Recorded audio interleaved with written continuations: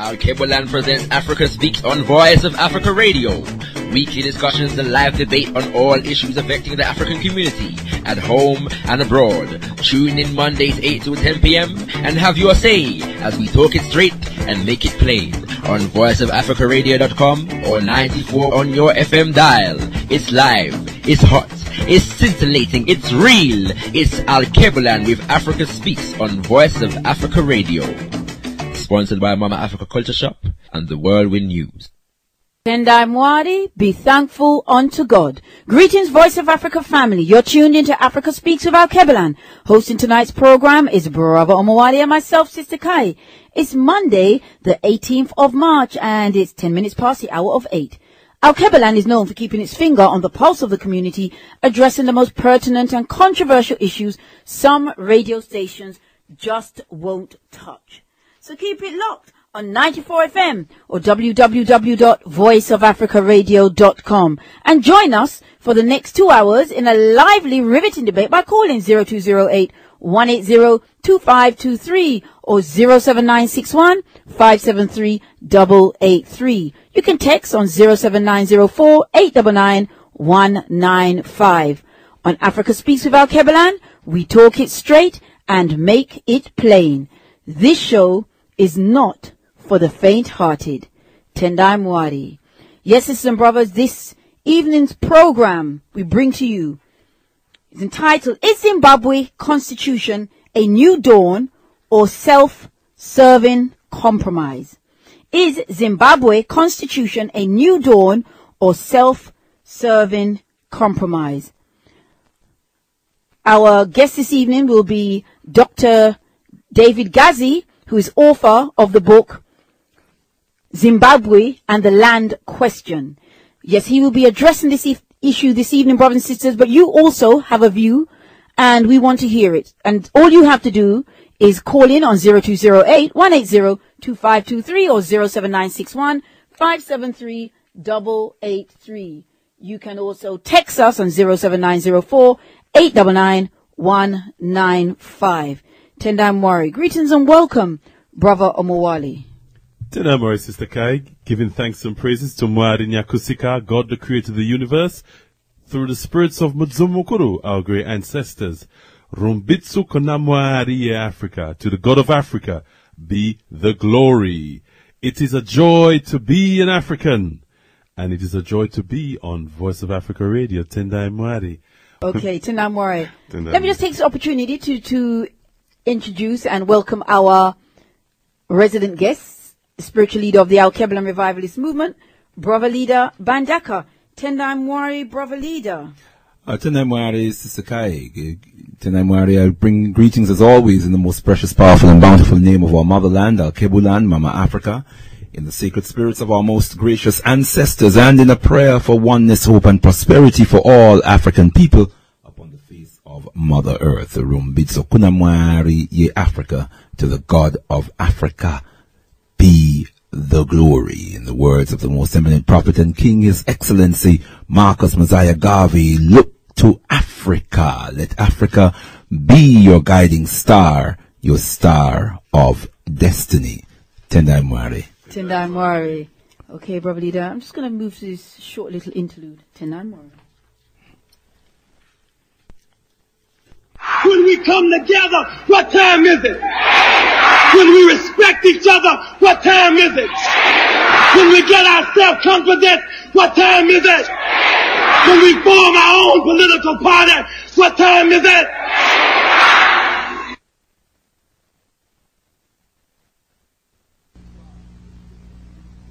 History is a clock that people use to tell their political and cultural time of day.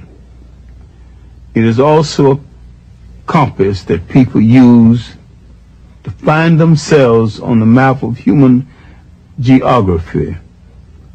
History tells of people where they have been and what they have been, where they are and what they are. Most important, history tells a people where they still must go and what they still must be. The relationship of history to the people is the same as the relationship of a mother to her child. Tonight, my brothers and sisters, you're tuned to Afrika Speaks with Alkebu-Lan on Voice of Africa Radio 94 FM, www.voiceofafricaradio.com. Our subject matter this evening, brothers and sisters, Zimbabwe Constitution, a new dawn, or self-serving compromise. Tendai Mwari. On Saturday the 16th of March, Zimbabweans went to the polls to vote on its new constitution, which, if agreed, will pave the way for elections later this year. The likelihood of a yes vote is high due to the endorsement of the three main parties, Zanu-PF, MDC-T, Tsvangirai, and MDC-N, Ncube.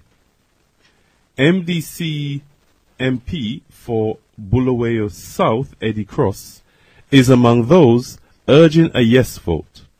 The new national draft constitution of Zimbabwe is 175 pages long.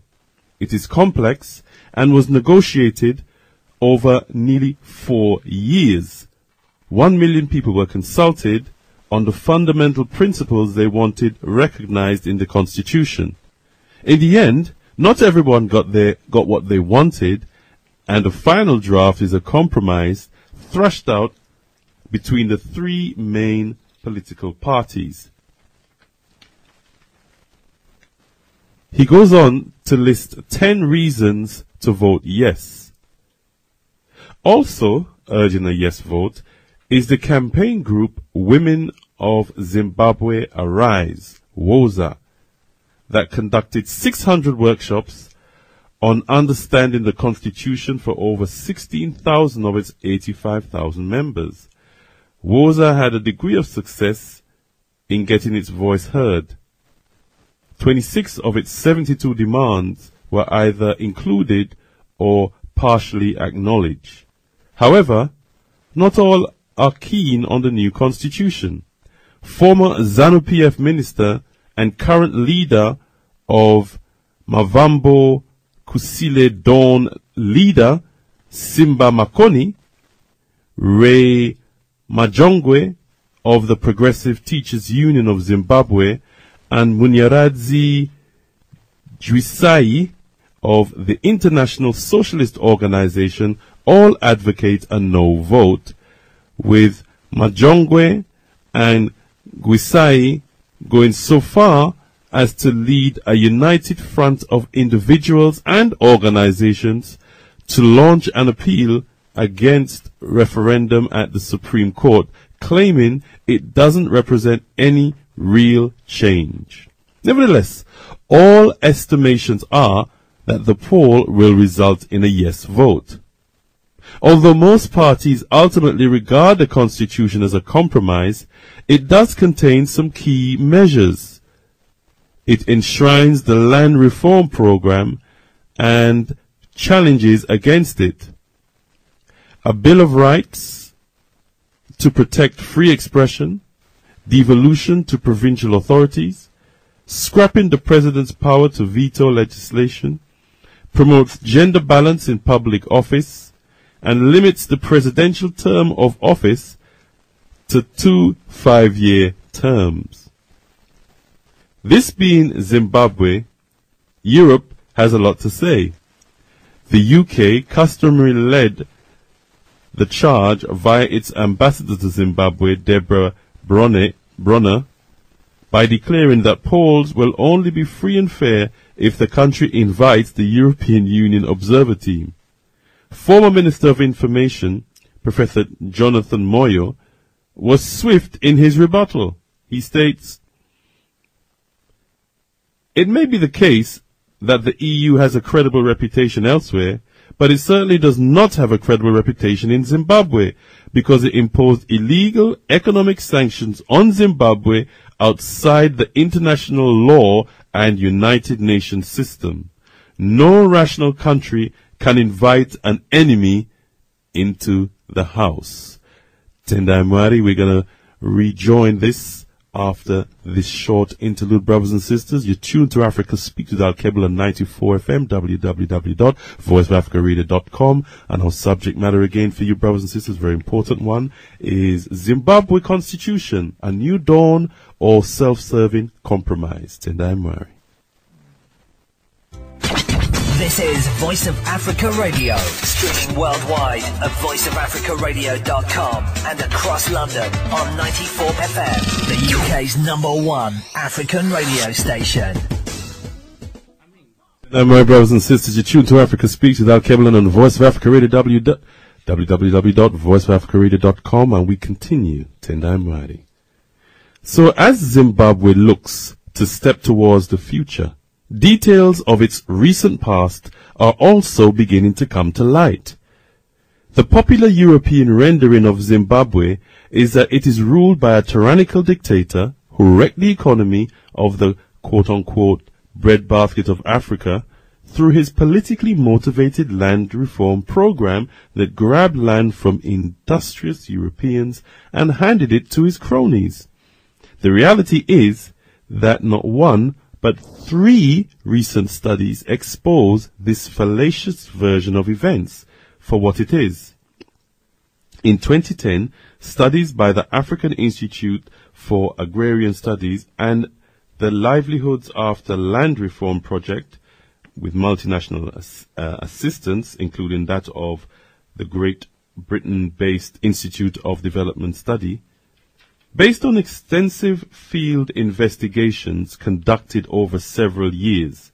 Summarizing the main tenets of both studies, author Gregory Ehrlich, in his article Challenging Western Distortions About Zimbabwe's Land Reform, opines, quote, land reform has created a vastly more equitable distribution of land compared to the previous lopsided ownership pattern. Poverty alleviation has been real, and many have, for the first time in their life, been given hope. Resettled farmers are determined to succeed. As one put it, land is what we fought for. Our relatives died for this land. Now we must make use of it.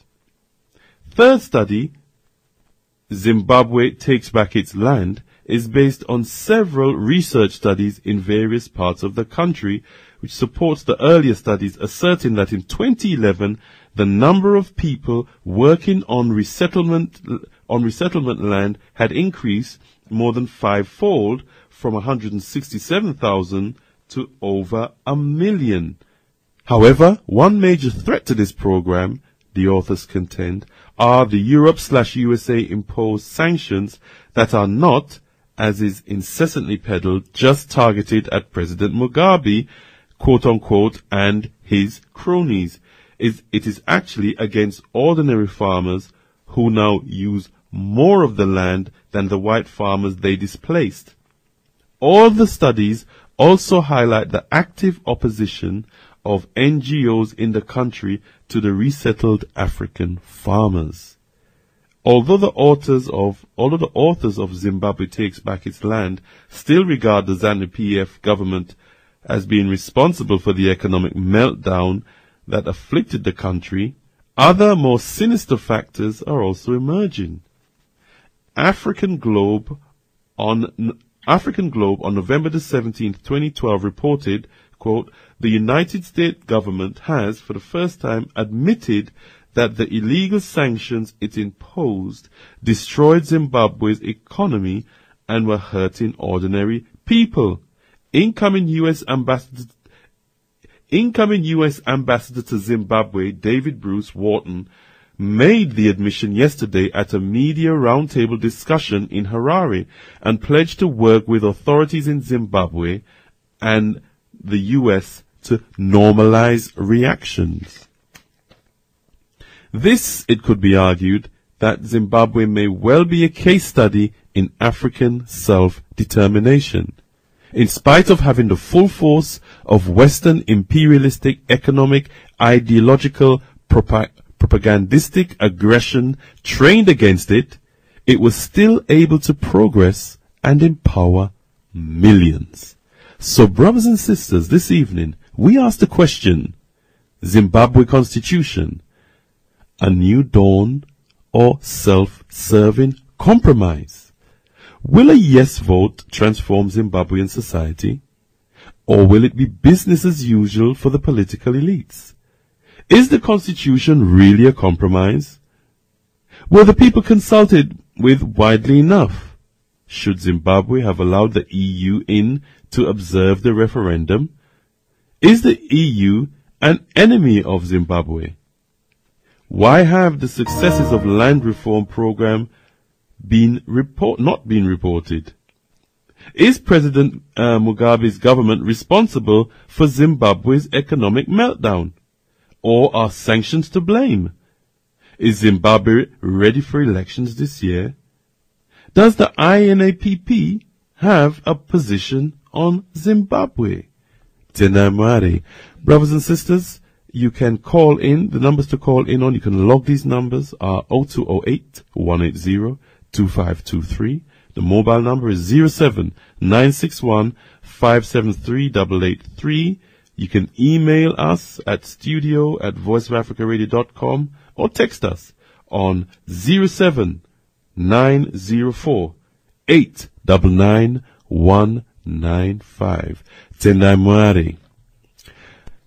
Tendai Mwari, brothers and sisters, the lines will be closed for the moment while we interview our guest, and our guest is in the studio.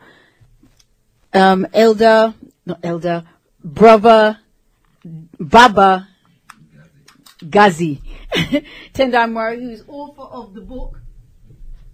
of the book, Zimbabwe and the Land Question. And I know he's also in the process of writing another book. Greetings and welcome to Afrika Speaks with Alkebu-Lan. Thank you very much. Okay, Tendai Mwari.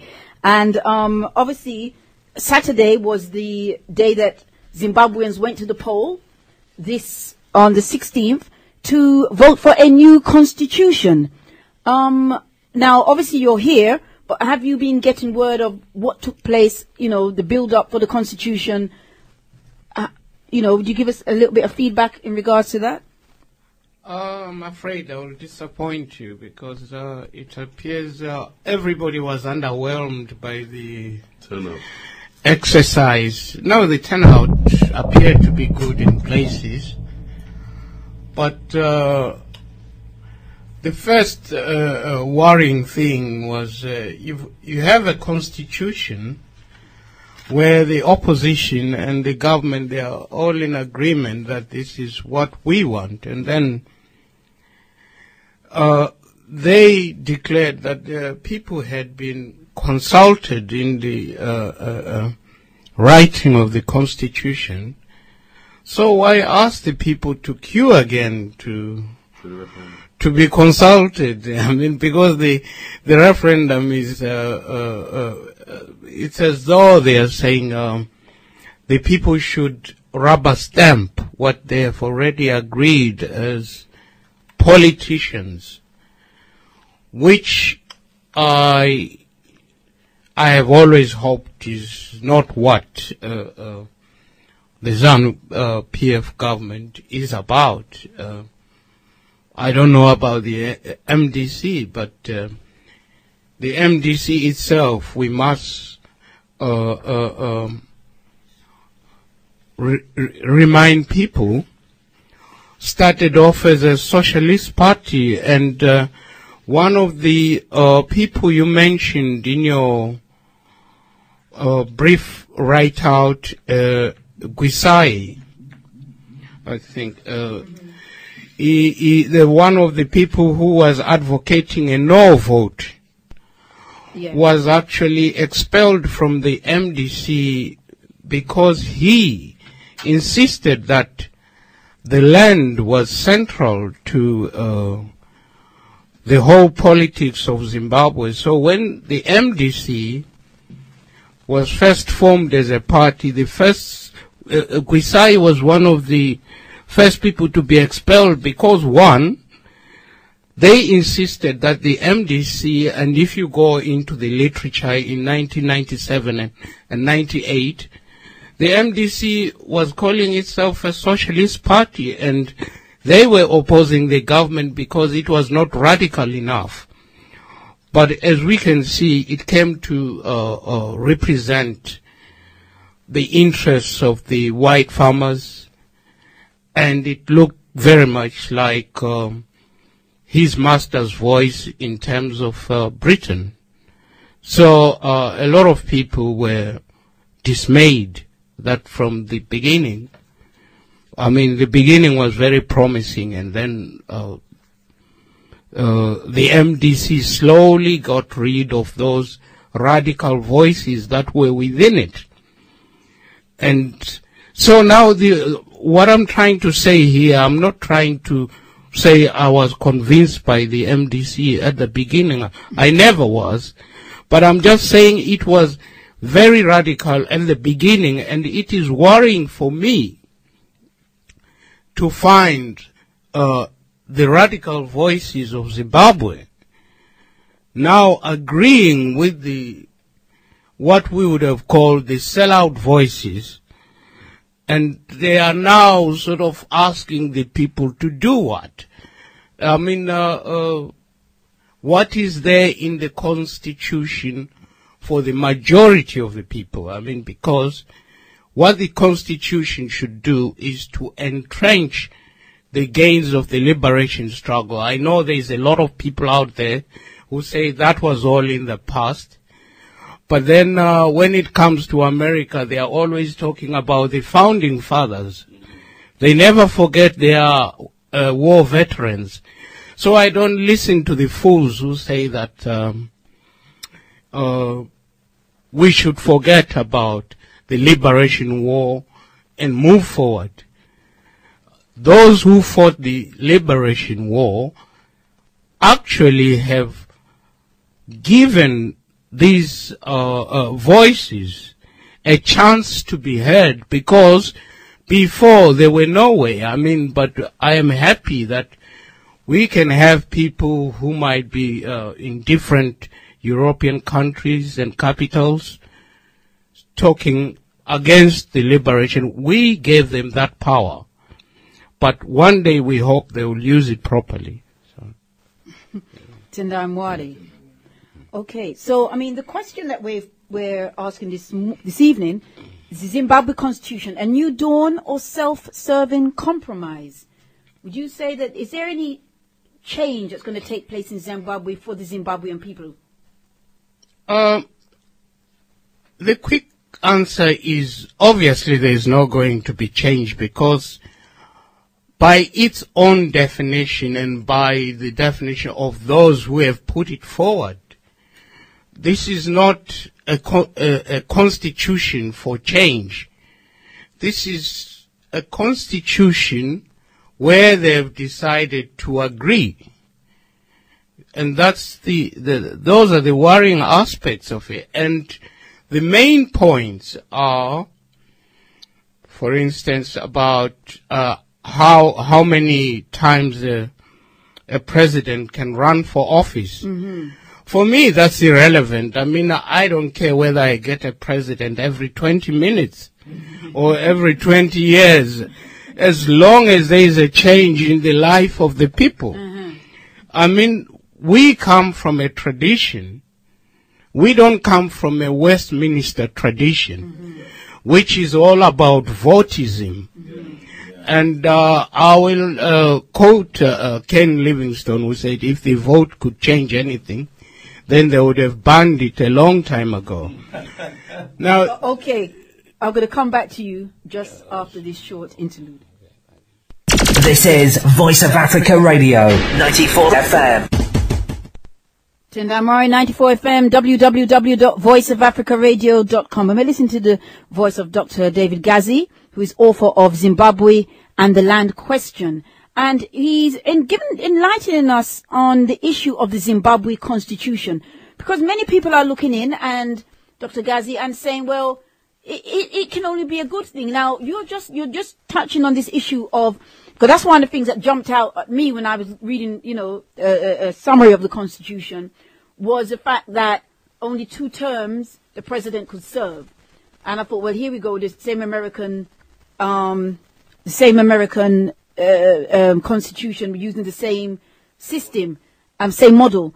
And you're basically saying that in African tradition, that isn't, the vote isn't what necessarily guides the society. Just enlighten us a little bit more.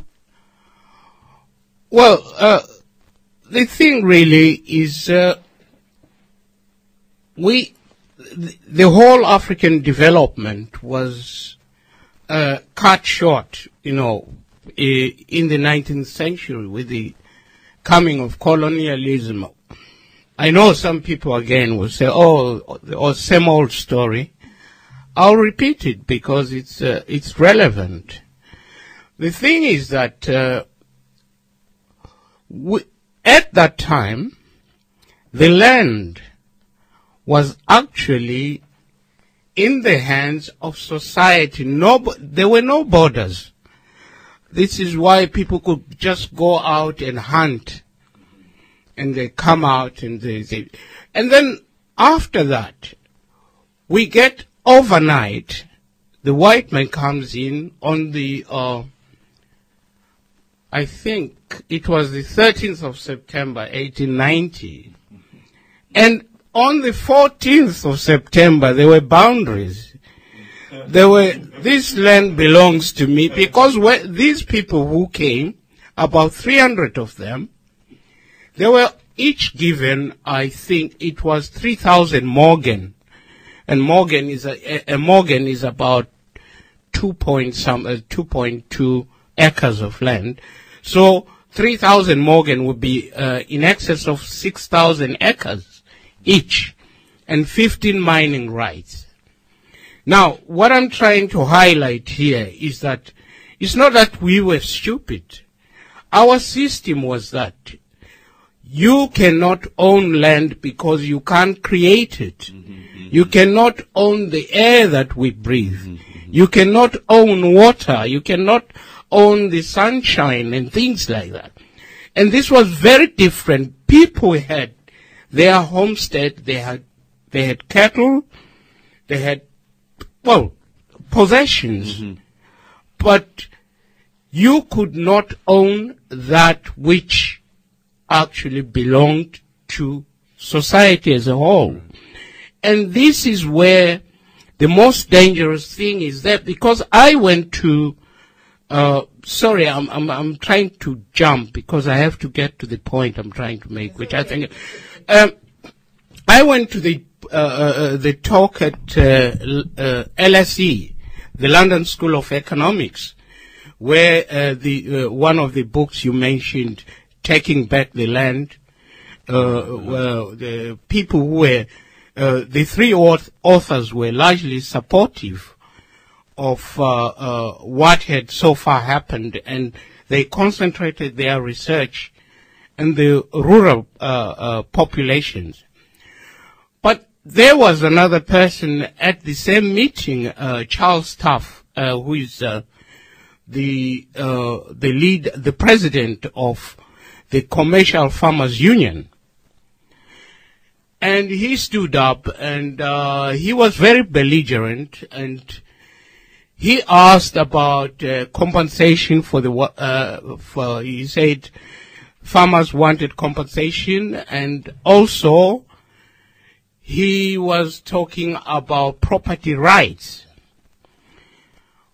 What I'm trying to say, I've just told you about what happened on the 13th of September, 1890. The white people immediately wanted to know which land belonged to them. And then they went out and started dividing amongst themselves. I mean, the majority of the people who were there, they were not involved. They still had this communal ownership, and they were not aware of what was happening. Now, in 2013, we have a meeting where the only person who comes and mentions things of interest to himself is a white farmer who is president of the Commercial Farmers Union. Everybody else is worried about whether the president will have 2 terms. And whether, this is very dangerous.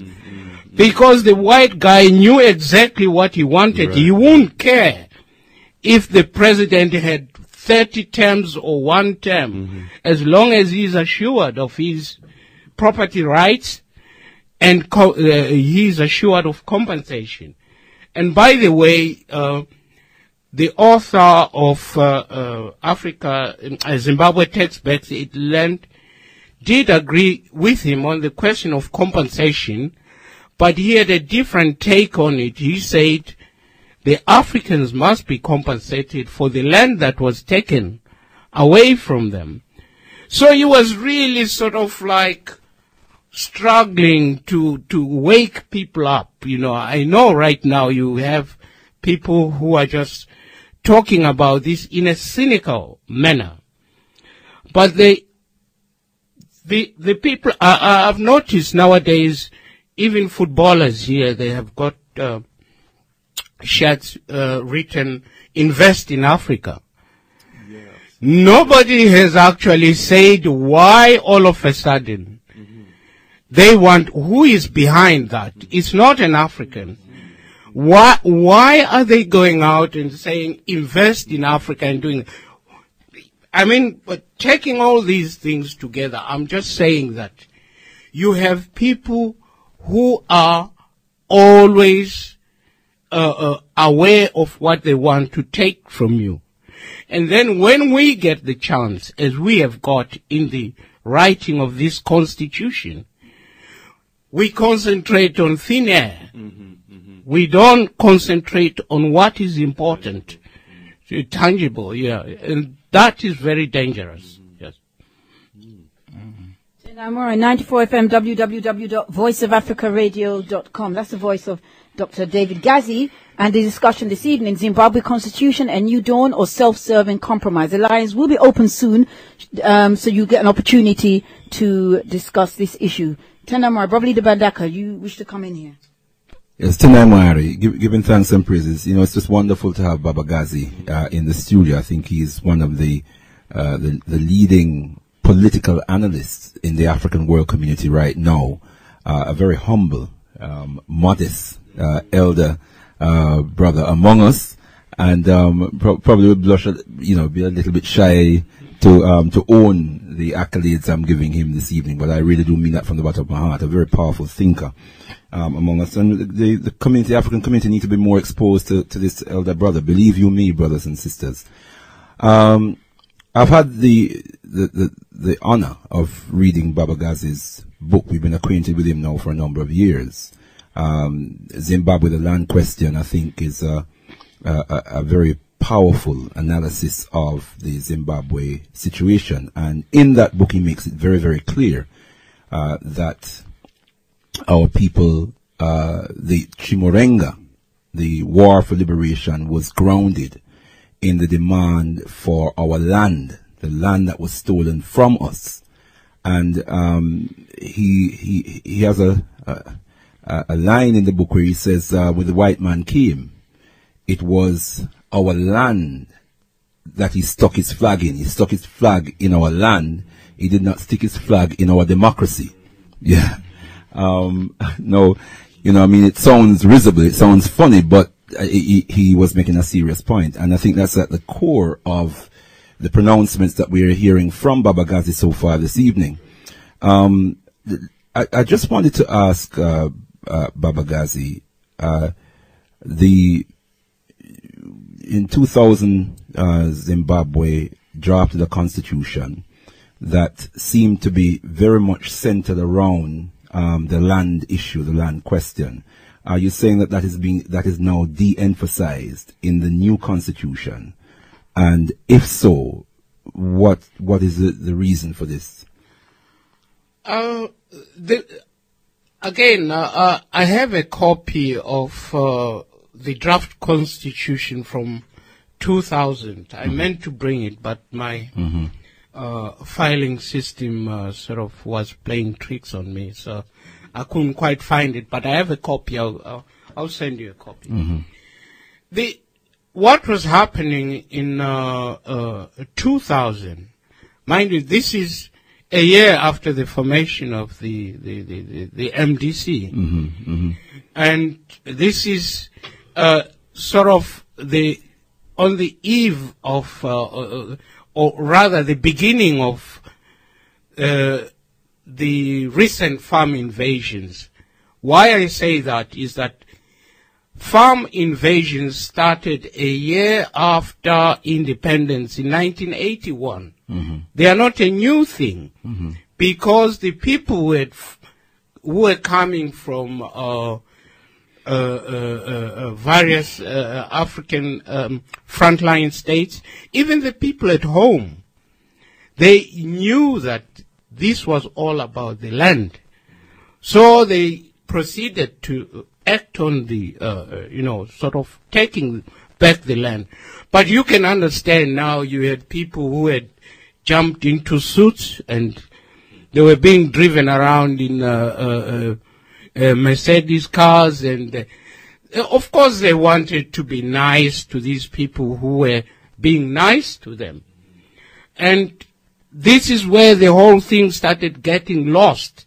That's how you start getting people such as Edgar Tekere having his own little war, and I think it ended up with the killing of a white farmer. And Edgar Tekere was sort of put on trial. At that time, it was Prime Minister Mugabe.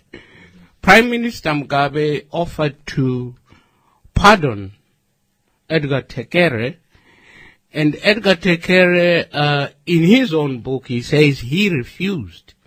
He said to the Prime Minister, "It's not up to you to pardon me for doing what I thought was right, what we fought for.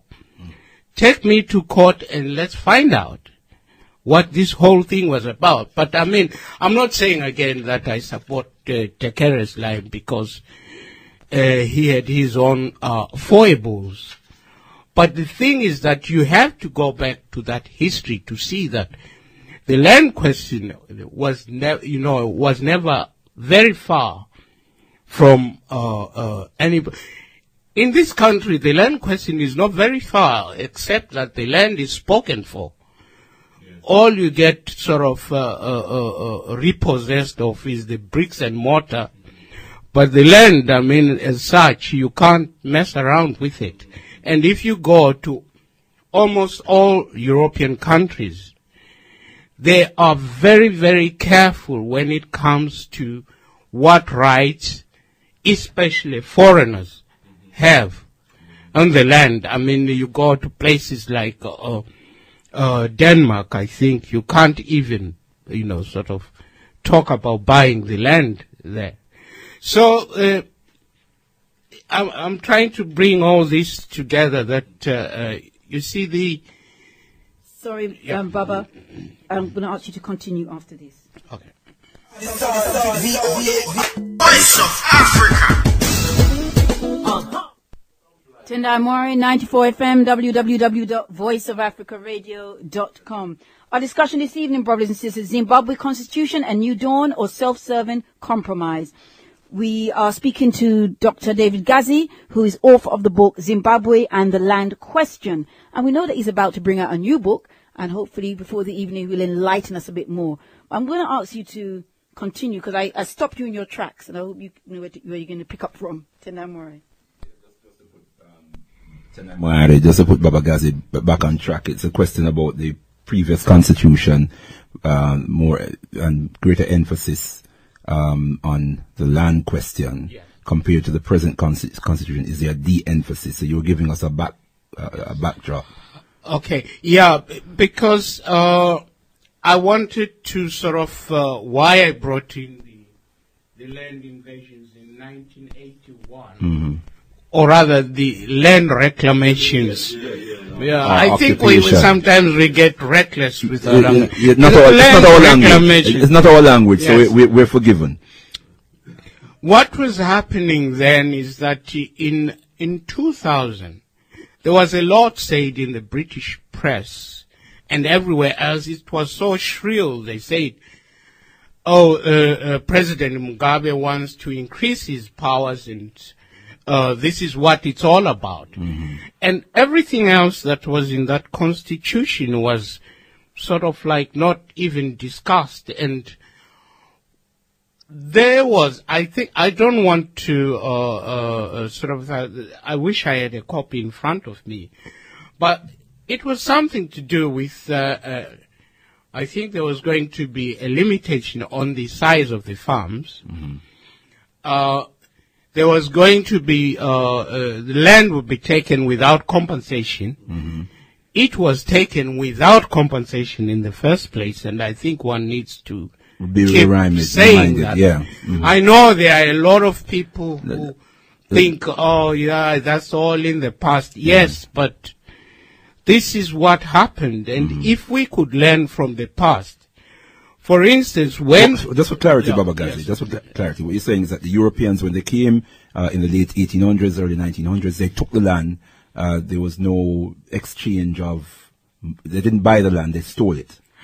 They didn't just steal it, they murdered it. Yeah. If you were there, and then they'll just shoot you. Yeah. And that's it. And that was it. So that, really, I mean, I don't mean to be... I don't support violence in any form. But when the world comes all shrill about 13 white farmers, or no, 7 actually. Why am I saying 13? It was 7. Because 7 white farmers have been killed, and nobody mentions how many of our brothers were murdered so that those people could get their farms in the first place.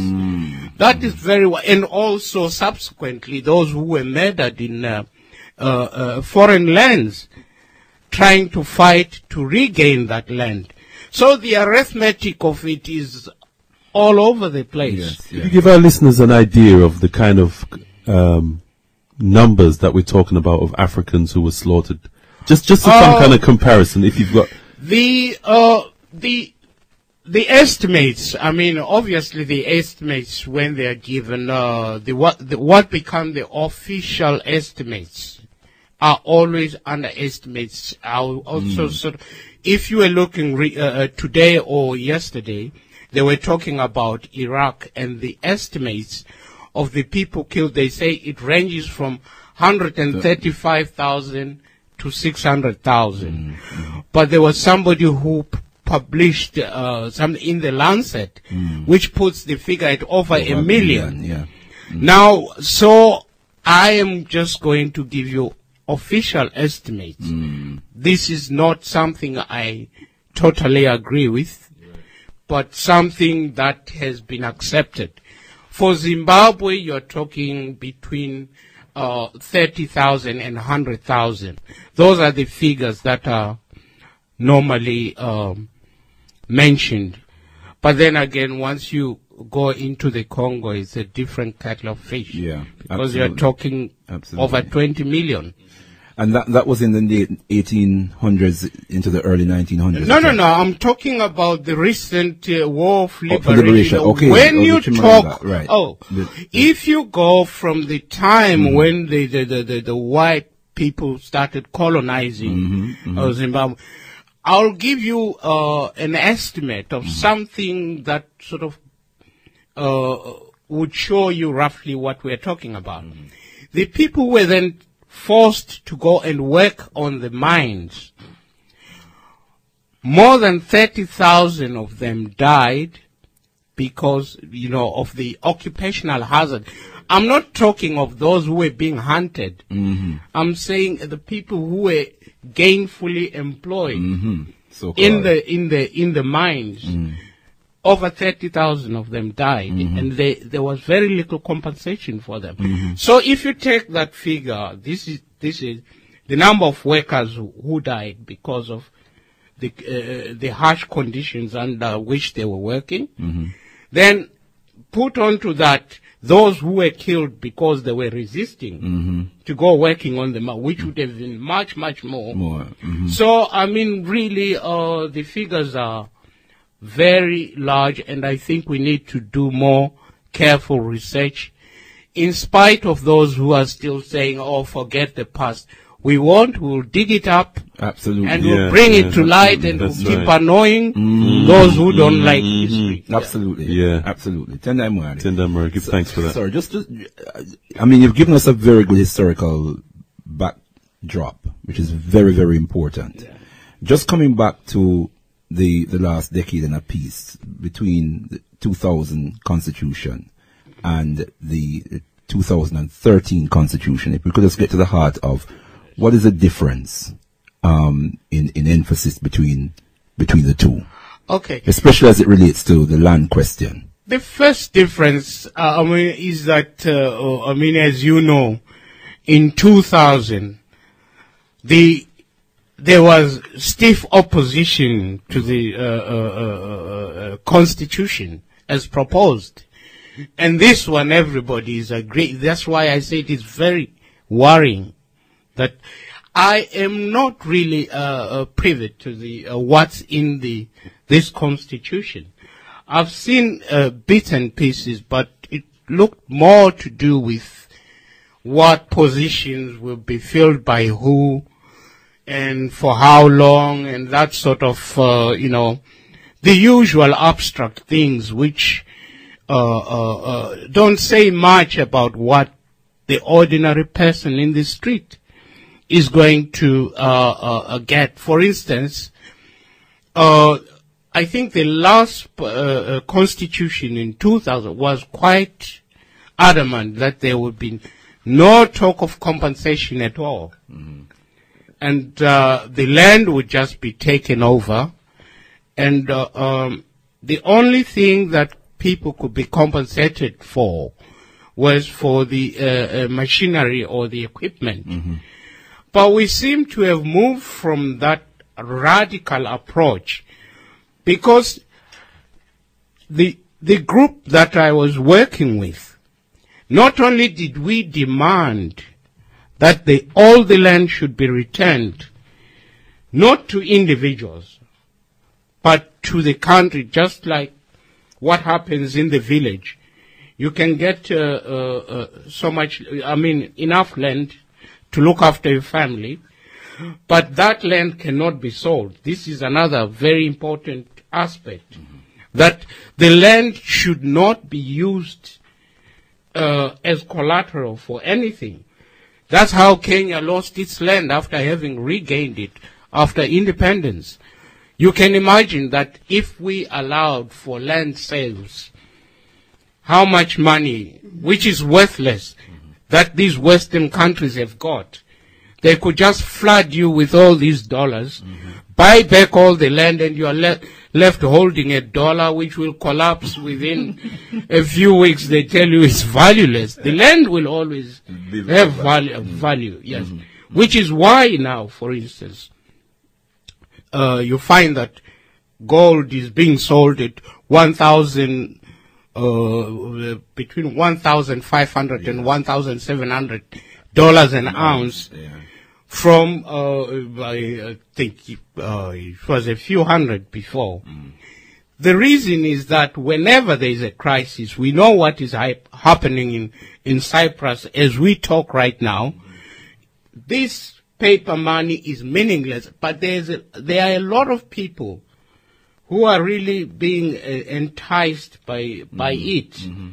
And so we should be careful in our constitution that the land should be distributed in such a way that it cannot be used by individuals in terms of resale and stuff like that. There should have been a clause in there that if you're so much found to be speculating on land, you should, face the weight of the law. So all that radicalism was taken out of what would have been really a reasonable constitution. Still not enough, because I say our position was that not only should the land be returned, but there should also be compensation for the 100 years in which the land was being utilized by other people. You mean what's called reparations in international law? Yes, and the mineral wealth that had been taken during that time as well. So, I mean, we become less radical because we forget our history. If we knew what had been taken from us, just taking back the land would not be sufficient. Yes. But now, because all that is in the distant past, we seem to think that taking the land is radical. It's not. 94 FM, www.voiceofafricaradio.com. We're going to go to a short break, and Brother and Sister, we're going to be opening the line 07961-573-883 or 0208-180-2523. You can also text us on 07904 899-195. We're talking to Dr. David Gazi, author of Zimbabwe and the Land Question. You will have an opportunity to have that discussion with him. The question this evening is Zimbabwe Constitution, a new dawn or self-serving compromise? 94 FM. Voice of Africa Radio 94 FM in Tanzania. Tonight morning, 94 FM, www.voiceofafricaradio.com. Yes, this is Voice of Africa Radio, and the lines are now open. All you have to do is call these numbers 0208 180-2523 or 07961 573-883. You can also text 07904 899-195. On 07961 573-883 or 0208 180 2523. Text 07904 899-195. Tēnā Sister Kai. Right, I've got from the Constitution here, I have a little section that actually talks about agricultural land. It's not a lot at all. And it says, policy on agricultural land. All citizens, regardless of race, have a right to hold, occupy, use, or dispose of agricultural land. This is chapter 16 of the Constitution. Its allocation must be, on page 30, its allocation must be fair and equitable, having regard to the fact that it is a finite resource and part of the common heritage, gender balance, diverse community interests. Its use must not, or rather must, promote food security and employment, subject to conservation for future generations. The right to use and occupy may not be arbitrarily taken. Then it goes on to current rights on agricultural land. It says the ownership by the state of land acquired in the land reform program is confirmed. Compensation for land acquired by the state in the land reform program is payable only in respect land. It says in respect of land acquired from indigenous Zimbabweans and protected by government-to-government agreements. And it says the rights, whatever their nature, granted to occupiers of agricultural land acquired by the state in the land reform program are recognized. And it goes on to rights of tenure. Measures are to be taken to grant security to tenure to persons lawfully owning or occupying agricultural land. The state may transfer ownership or lease land for value or grant any other right to land.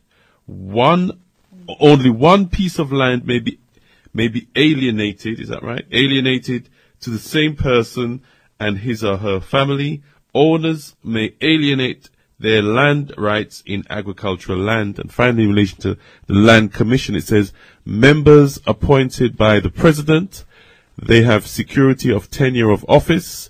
Its functions include ensuring transparency and fairness in administration of agriculture and conduct of periodic land audits, enforcement of restrictions on the amount of land held by any person or household, recommendations on land tenure systems, allocations and alienations of land, land usage and sizes of land holdings, fair compensations on compulsory land acquisition, simplification of acquisition and land, and transfer of land.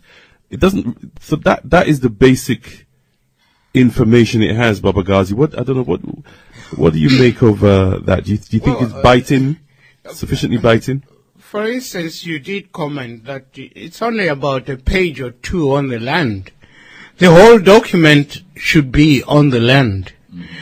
And I also, from what you have said, and I must admit I haven't looked through it. It's a summary draft. This one is a summary draft of the... It is talking about agricultural land.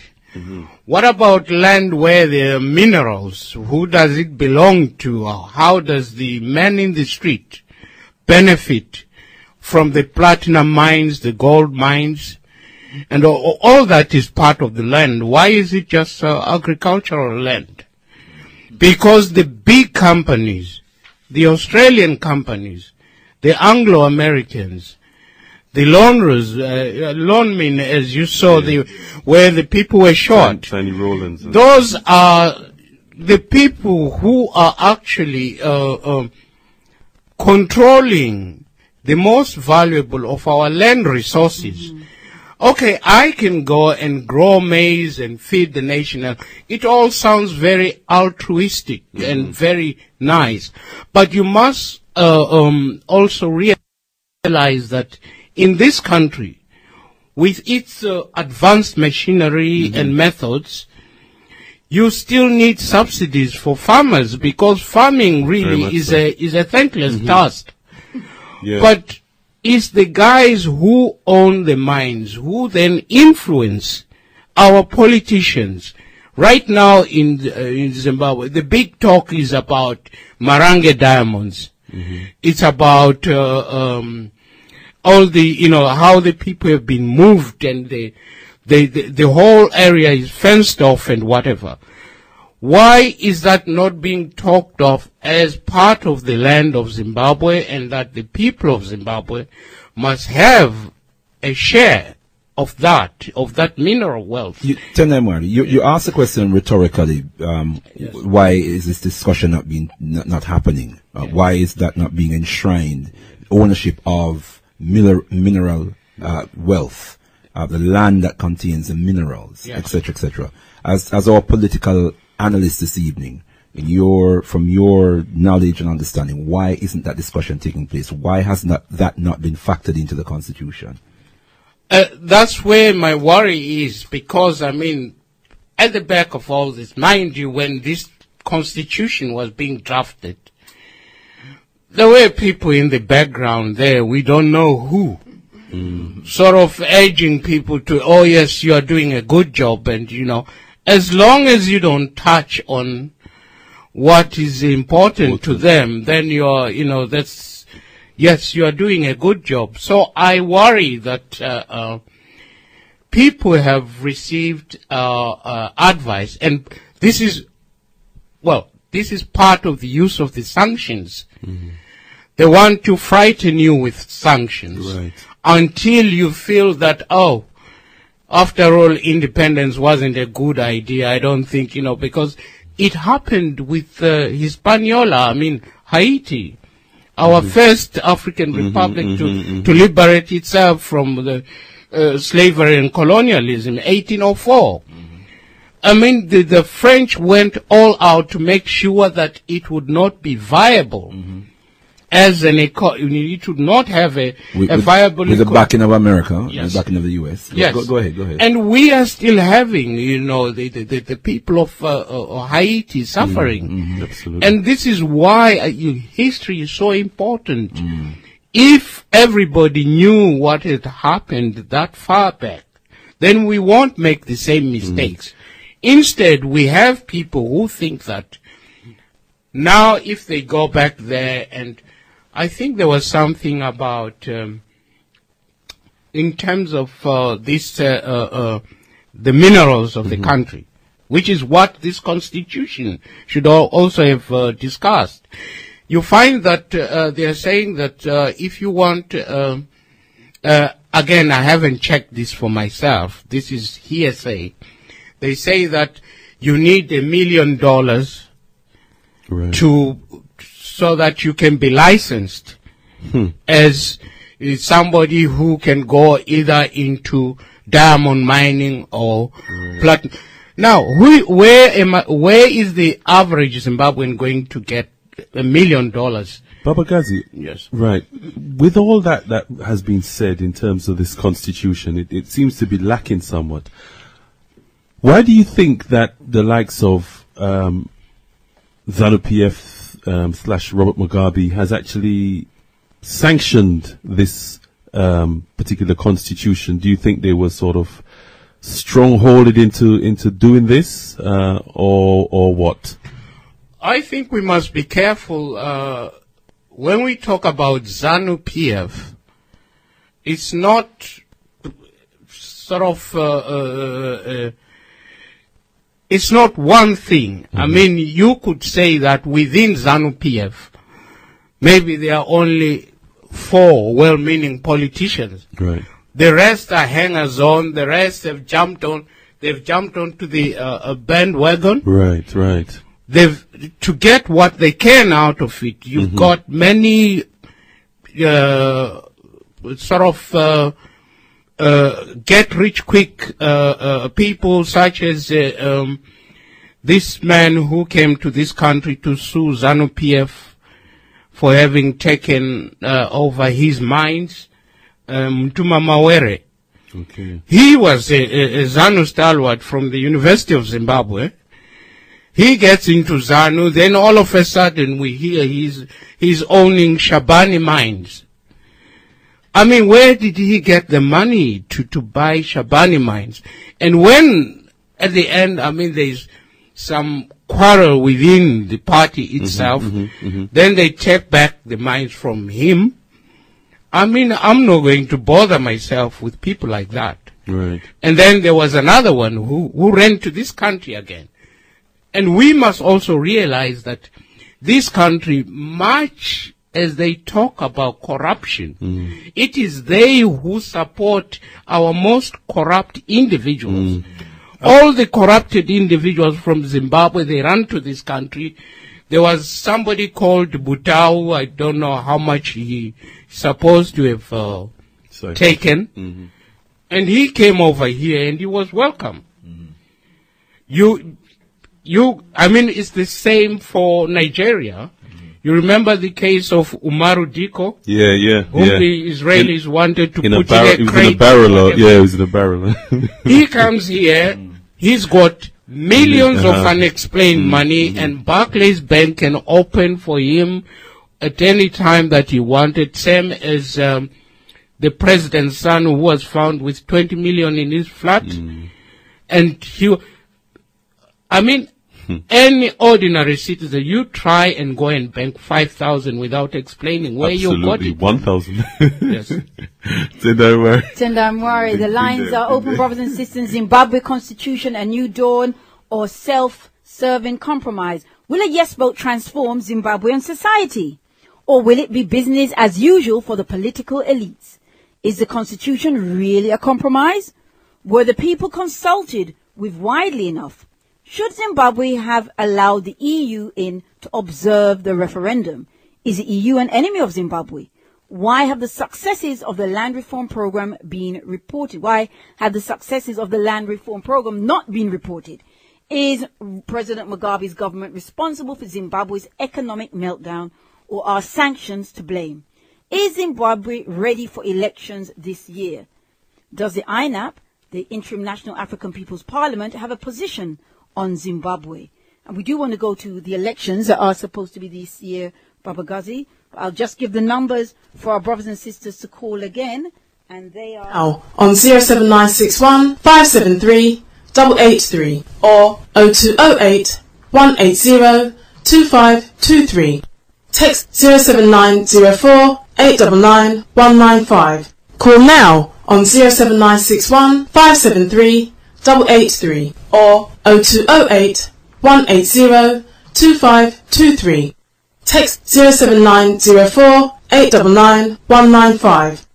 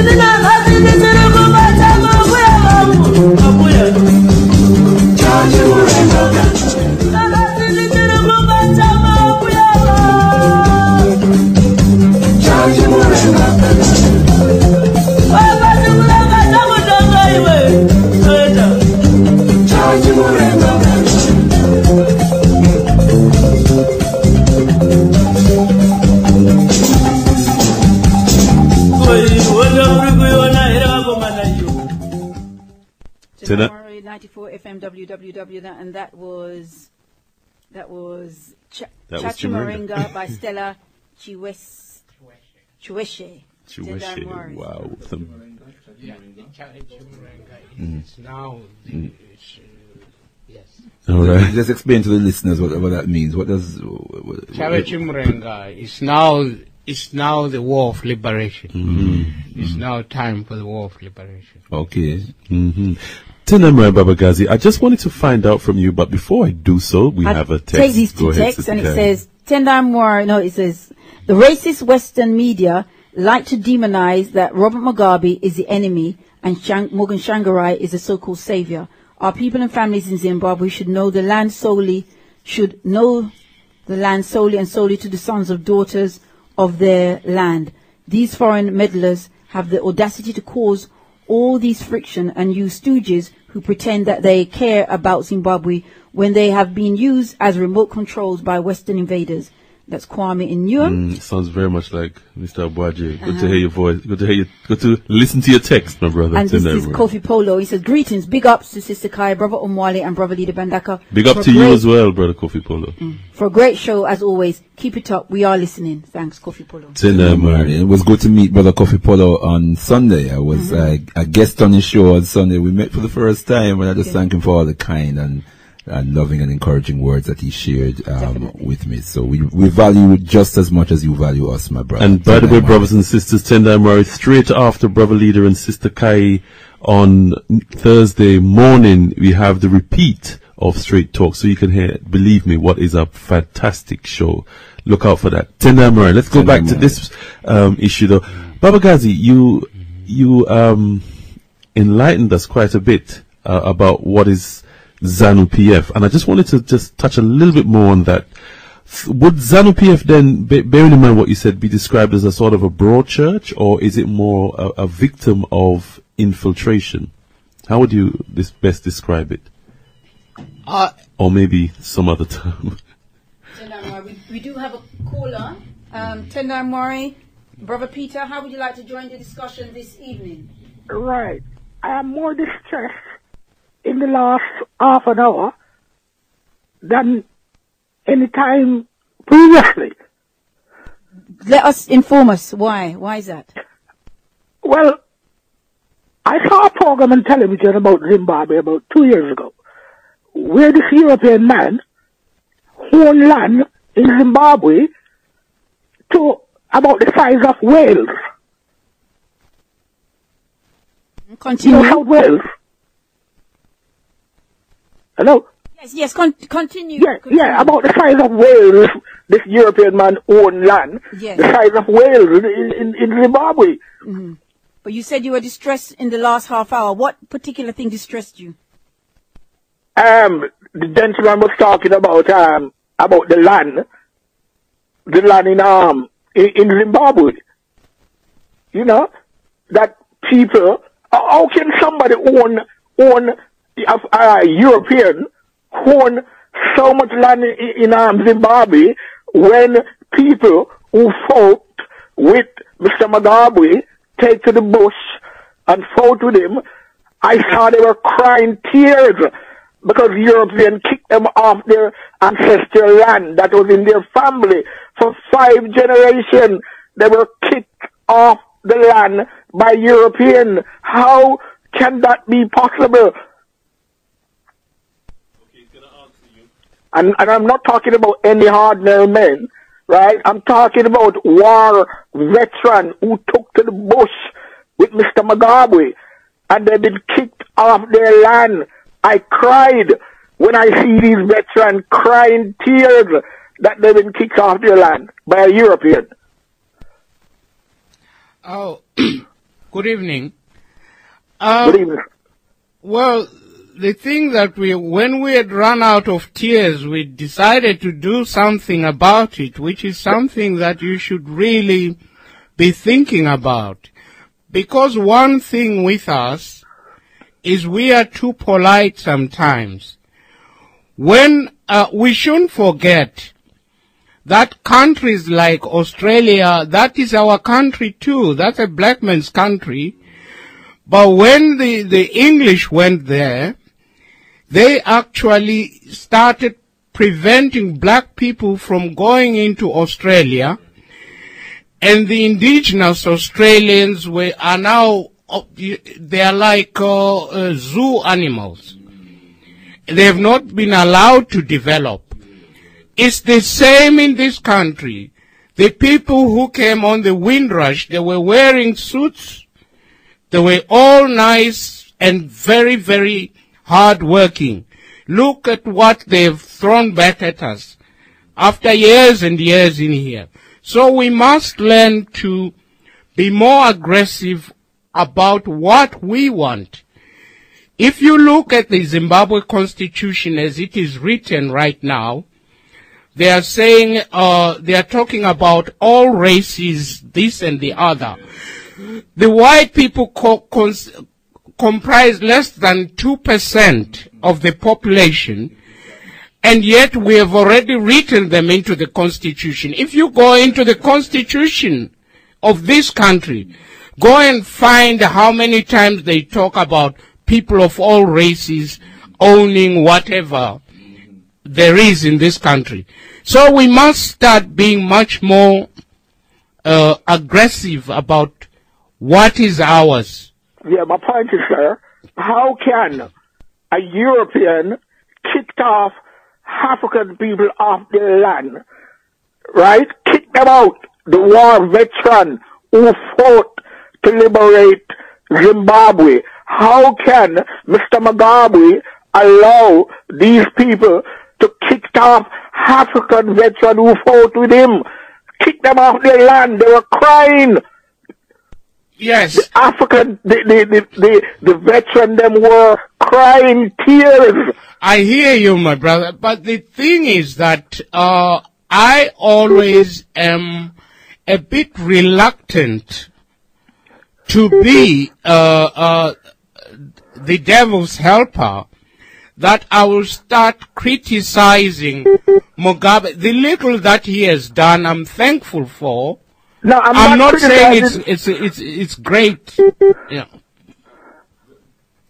I'm not criticizing Mr. Mugabe. What I'm saying that, right? Yes. That the war veteran who fought with him in the bush put their life on the line. They've been kicked off their land by Europeans. How is that possible? Well, the thing is, because people are trying this or the other thing as we go along, I am grateful that we have taken back some land, not all of it. Some people are still being kicked out. Maybe some official is bribed or the other, but we'll iron all that out, my brother, believe you me. Well, I feel very distressed, because, I saw something going on in Zimbabwe, and it didn't make me depressed. How can a man own a diamond mine? How can a man own a gold mine and a diamond mine, one individual? Thank you, Brother Peter, for your contribution this evening. Thank you for your contribution this evening, Brother Peter. Keep it locked on 94 FM. Okay, then I will. Tendai Mwari. I've got a text here, and it says, hold on, the text is in this. Mugabe has surrendered the battle between the land and white folks. When will we get our Chavez? Black folks need to know their history between the Europeans and Africans. And that's no name. Please give your name. 976. Tendai Mwari. 94 FM, www.voiceofafricaradio.com. You can call and join the discussion this evening. You don't have a lot of time, so you're going to have to do it now. Mwari, caller 239. How would you like to join the?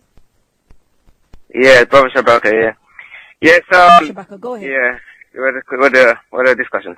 Anyway, the Constitution says that a president could only serve 2 terms. I'm not really pleased with that. I really believe that it would open a door for Western governments to really manipulate elections for their own agenda. This Constitution seems like it's written for them, to own as much land as they can, just to take back the wealth, and not to have Zimbabweans have anything. That is, to me, it seems like a process. First of all, they got the Tsvangirai, or what his name is. Now this Tsvangirai, yeah. Yeah. Now what they're planning to do is just take over everything again, judging by what this Constitution is set up. Really, personally, I think there should not be a new Constitution, because I think the present one is serving the country okay. If a lot of people say that what he's doing to his people and look at the economy, but the economy the reason is in that state is because of the sanctions what is put on by the Western governments. So I really believe that the people should vote against this, and just vote against that Constitution, period. Because how can you have somebody who what a Constitution that says other people can buy the land? In this country does not even have a Constitution, and the Queen owns all the land. So we shouldn't be going down that route. Thank you very much, Brother Shabaka, for your contribution this evening. You can join Brother Shabaka by calling now on 07961 573 883 or 0208 180 2523. Text 07904 899 195. Text 07904 899 195. Tendai Mwari. Yeah, Tenamwe. Babakazi, I just wanted to get back to quickly what is the state of the Zanu-PF first, in terms of, them. You have all kind of individuals, with, strange objectives, getting involved in how do they become part of, the Zanu-PF, or was it always sort of constituted like that to be a broad church, or is it indeed, infiltration from? First of all, I must confess, I'm not an expert on Zanu-PF. I've never been a member of Zanu-PF. I've just been a political activist, a Zimbabwean political activist. When Zanu-PF does something good, I applaud. I mean, we started off as ZAPU, all of us, and I remained in the old party, which was ZAPU. Then there were splits, and there were people from the outside who were helping us to split. And, there was some fighting. Infiltrators, yes. But the one good thing that I noted is that it took 2 Zimbabweans, without the United Nations or anybody else, to bring back peace to Zimbabwe in 1987, after some misguided elements started fighting. So, are you talking about Robert Mugabe? This is... Yes. The leaders of Zanu and Zapo. Absolutely. Yes. When they sign a truce, a treaty. Yes. Yeah. Tendamwari, we have Brother Makola on the line. Tendamwari, Brother Makola, with the lines are jammed, so I'm going to ask you to be very tight because we're coming to the close of the program. Go ahead. I just want to greet the listeners in Swahili War for Freedom, and that's Uhuru. As I said, my name is Makola. I'm a member of the Uhuru movement, and I just want to really big up, the work you're doing in terms of the radio show. I think, just listening to the radio show as I do every Monday, really, really quality stuff. The kind of things that, wouldn't get this stuff anywhere else, just to be brief, I really just want to let the listeners know, and all the other Africans out there, that, their land was taken from us, whether it's in Kenya, or whether it's in Zimbabwe or Zambia, was taken from us, without any constitution. There was no democratic rights. We didn't have a say over the land being taken over, and we're going to get back our land, not by voting for constitution, but by organizing to take back the land, because that's what the struggle's about, We've been killed in the mines in Ncube in Congo. We've been killed, in Kenya, growing coffee and growing tea for these people, while our people are dying every day into starvation and what have you. So I just want to say that, we can't be emotional. We got to organize to take back our land, and I say join an organization that's fighting, to take back the land, because there was no constitution, that led us to that led them to take our land, and we're not going to get it back by voting. So I say let's organize to take back our land. Give thanks, Brother Makola from the Uhuru movement, Tendamwari, for your hard work and contribution to our people's liberation. Tendamwari, brothers and sisters, Africa Speaks with Alkebu-Lan 94 FM, www.voiceofafricaradio.com. And I know there's a few questions on the floor, Baba Gazi, but I did want to get to the elections. We are coming to the close, and there are a few listeners that have been trying to come back in, but I'm going to let you know that you're going to be cut very short. So try and make your points or comments or questions concise. Thank you. Tendamwari.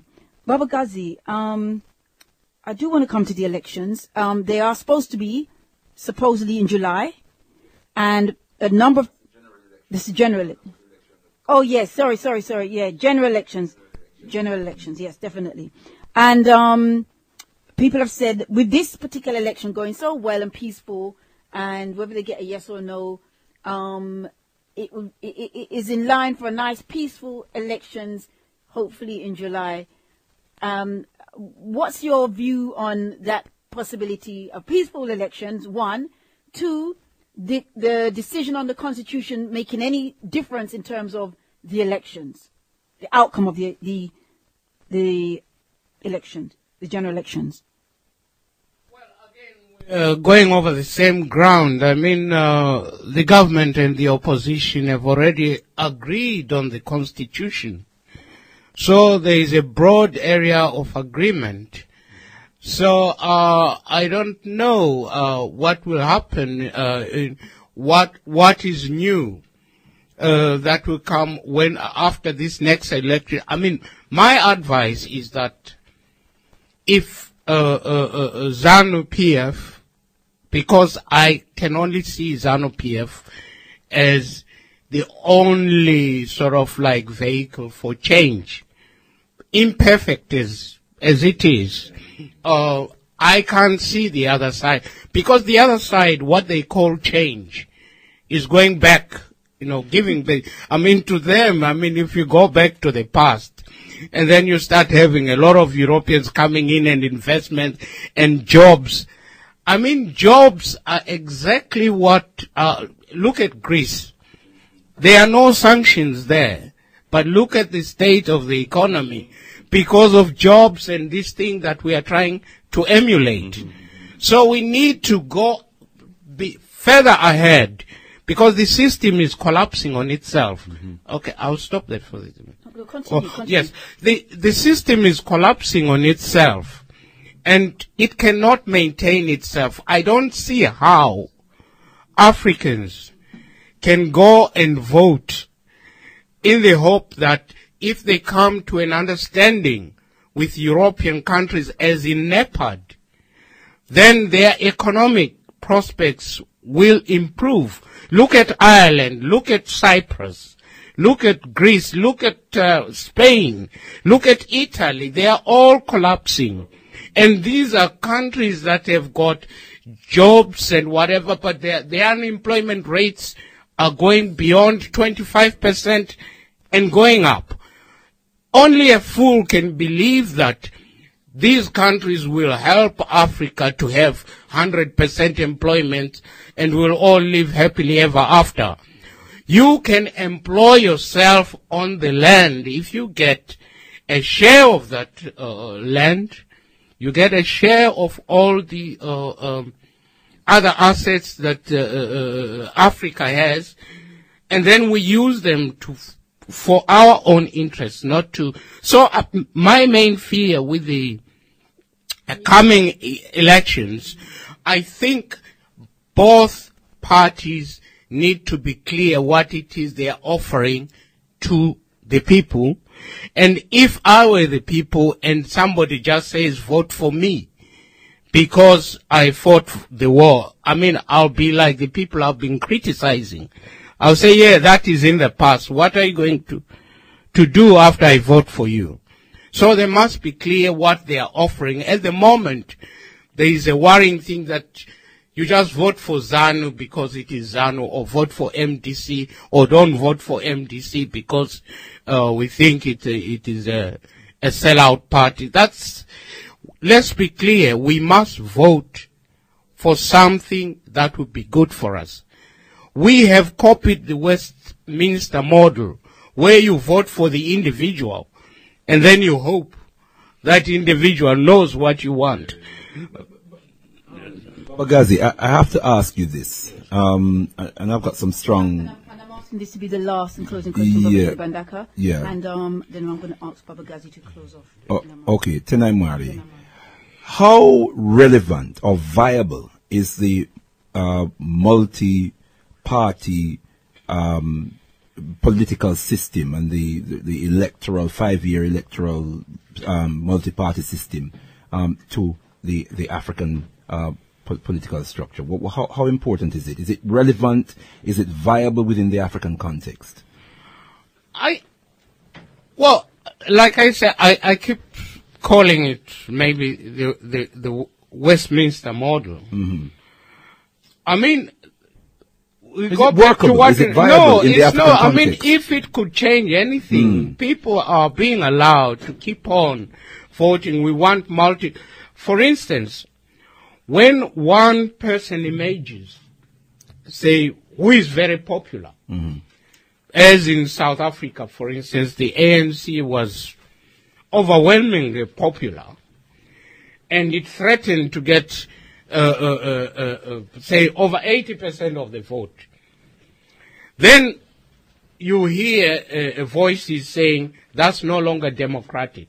I mean, you've heard people calling Chavez a dictator, and yet he got more votes than Cameron, Blair. If you add all their votes together, the people who are criticizing him, they've never had that much mandate from the people. Therefore, we must be careful. Especially Cameron. Yes, we must be careful how we use this so-called multi-party system. Look at Kenya. It's being used to divide the people. Yes. And then you get somebody all across Africa, it seems to me, this multi-party adversarial system, political system, seems to be used all across the African continent to divide the nation, to divide the politics of these nations. Yes. And only where we had one common purpose, as in the liberation war, did we succeed beyond even our wildest dreams, starting with nothing. But where you have had this sort of, where you start getting the West coming to teach us how to be democratic, what they're really teaching us is how to fall into their plans. And this is why I hate things like NEPAD with a passion. I hope you're not sponsored by them. I don't want to lose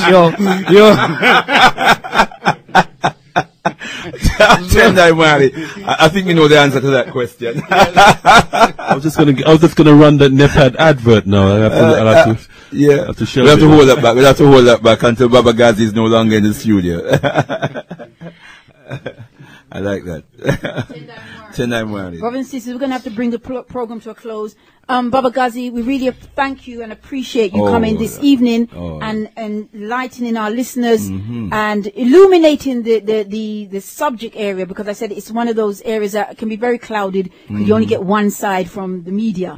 But we do have Voice of Africa Radio, and we give thanks and praises for it because it gives Africans a voice. What about Baba Gazi's books? Can we inform the listeners again? We know that you of do this? have a new book about to be launched, or has it? Oh yes, it's sort of follows from the old book, because I thought I would give a brief history of Zimbabwe and the problems we've had with Europe. What's the title? What's the title of the book? It's called The Unfinished Business. The Unfinished. Ooh, that sounds like serious. And then it's got a subtitle. And when will it be available? Sorry, what's the subtitle? Sorry. The subtitle was it's a brief history of Zimbabwe, of Zimbabwe-European relations. You know, sort of. Okay. Yeah. So. And when will it be available? 2 months, I think. It's finished, but it needs to be, yes. Promise you'll give us a VOAR appearance. Yes. And you'll give us a book signing session at Mama Africa Culture Shop. Yes. I must thank, the work you are doing is really brilliant, because listening to your listeners, you could also tell that you have a people out there who are now knowledgeable. Because I was asking somebody who was saying, oh, Mugabe, I said, can you tell me who is the longest ruling leader in Africa? He said, of course, Mugabe. I said, no. The longest ruling leader in Africa was actually from Gabon. Yeah, Bongo. Bongo, yes. Yeah, Omar Bongo. And when he died, he was carried by Frenchmen. And two French presidents, a French president and a former French president, went to his funeral. They didn't go there to tell him that he had been in power too long. They went there to thank him for being in power. In a sense, he's still in power because his son is now the president. Yes. So he's still ruling in the person of Ali Bongo, his son. All that thing about the West trying to teach us democracy, it's all rubbish, because they don't know the first letter about. That's a technical term there, Baba Gazi. Bro.Ldr.Mbandaka, I'm going to ask you for in 1 minute. 30 seconds. I'm just overwhelmed with joy that we had such a brilliant African-centered thinker and political analyst, a scholar, a true African scholar on our program. This man from Zimbabwe that too few of our people know about. And we're going to organize a book signing at our headquarters, upstairs Mama Africa Culture Shop, with Baba Gazi when the book is ready. And we must bring him back. You don't come on Voice of Africa Radio too much, and we need to put that right. So I just want to give thanks and praises unto Mwari Muzumukuru, God and the ancestors, for allowing us to have this blessing this evening. And I close, as I always do, in the words of the most eminent prophet and king, His Excellency Marcus Messiah Garvey, who says, "Wake up Ethiopia, wake up Africa. Let us work towards the one glorious end of a free, redeemed and mighty nation." He says, "Unite, organize now or perish. Rise, you mighty people, for you can accomplish whatever you will." Africa, to the God of Africa be the glory. Tendai Mwari, Bro.Ldr. Next week. Phones are still ringing hot. Yes, I'm sorry, we can't take any more calls, brothers and sisters. We're going to be moving over to Brother Vincent, and his subject this evening, in conjunction with last week's discussion topic for the listeners: should divorced Christians seek or hold office in church? Would the new Pope make much difference to the church universally and world politics? What do you think? His special guest is Bible scholar and minister and a man of God, Brian Ephraim. And you can join the discussion this evening by calling the numbers that I gave earlier, but you were given them again. Looking forward to your discussion this evening, Brother Vincent, who's ready in the studio with his guest. Keep it locked on 94 FM, www.voiceofafricaradio.com. Join us next week while we talk it straight and make it plain. You can also hear myself and Brother Leader every Thursday from Wake Up Africa and People's Parliament. Just to give the dates again, the memorial service for the late scholar, Garveyite activist, Dr. Tony Martin, will be on the 30th of March at the African Caribbean Cultural Center, 4 p.m. The numbers to call 0208 539 2155.